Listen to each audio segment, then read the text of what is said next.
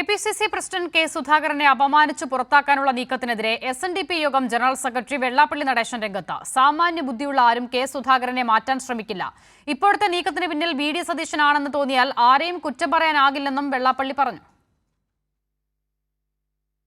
നേതൃമാറ്റത്തിൽ കത്തോലിക്ക സഭയ്ക്ക് കോൺഗ്രസ് വഴങ്ങിയാൽ മൂന്നാമത്തെ കേരള കോൺഗ്രസ് പാർട്ടിയായി കോൺഗ്രസ് പാർട്ടി മാറുമെന്നാണ് വെള്ളാപ്പള്ളിയുടെ വാദം.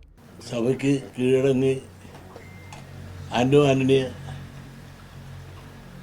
കെപിസിസി പ്രസിഡന്റാക്കും എന്നാണ് കേട്ടത്. അങ്ങനെയാണെങ്കിൽ അതിൻ്റെ അർത്ഥം എന്ന് പറഞ്ഞാൽ മൂന്നാമത്തെ ഒരു കേരള കോൺഗ്രസ് കൂടെ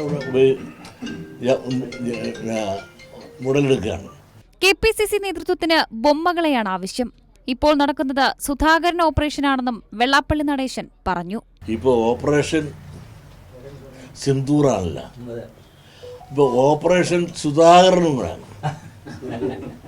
സുധാകരൻ എന്തിനു മാറ്റണം? ഇന്ന് പ്രൊമോട്ട് ചെയ്ത് വരുന്ന പേരും പിന്നെ ഒരു അപ്രസത്തിൻ്റെ പേര് കേട്ടിട്ട് അറിയില്ല. മുരളി പറഞ്ഞ പോലെ ഫോട്ടോ കണ്ടാൽ പോലും അറിയാത്ത ഒരാളുടെ പേരാണ് പിന്നെ കേട്ടത്. അപ്പോൾ ഇവർക്കെല്ലാം ഉണ്ടല്ല കുറെ ബൊമ്മകളെയാണ് വേണ്ടത്.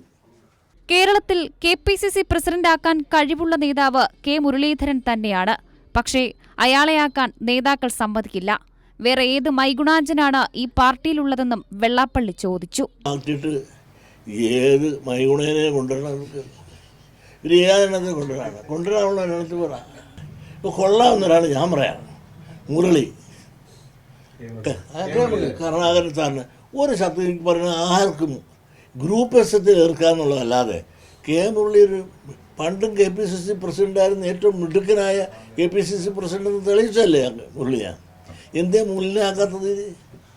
കേരളത്തിൽ രൂക്ഷമായ തർക്കങ്ങൾ കോൺഗ്രസിനുള്ളിൽ നടന്നിട്ടും അതിന് പരിഹാരം കാണാൻ ഉത്തരവാദിത്തപ്പെട്ട കെ.സി. വേണുഗോപാൽ അടക്കമുള്ള ദേശീയ നേതാക്കൾ ഇടപെടാത്തത് എന്തുകൊണ്ടാണെന്ന് അരിയാഹാരം കഴിക്കുന്ന കേരളത്തിലെ ജനങ്ങൾക്ക് അറിയാമെന്നും വെള്ളാപ്പള്ളി പ്രതികരിച്ചു. കൈരളി ന്യൂസ്, ആലപ്പുഴ.